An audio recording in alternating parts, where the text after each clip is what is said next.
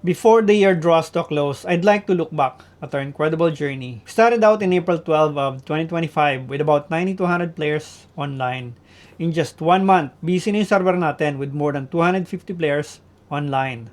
Kaya kayo, server is now busy.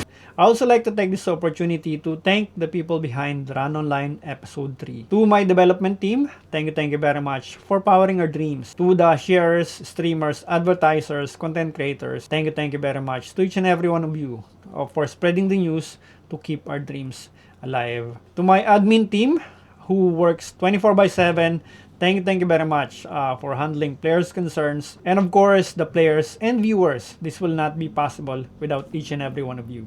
Sure, we've got opportunities as far as handling players' concerns and event management. Rest assured that this will be our focus in 2026, along with the new gameplay and of course, more events. Alam nyo ba na in November and December alone, we spent more than 300,000 pesos in events alone.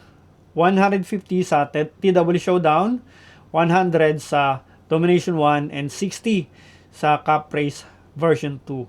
More events coming in 2026. Being your game master is an honor of my life. I'll be forever grateful.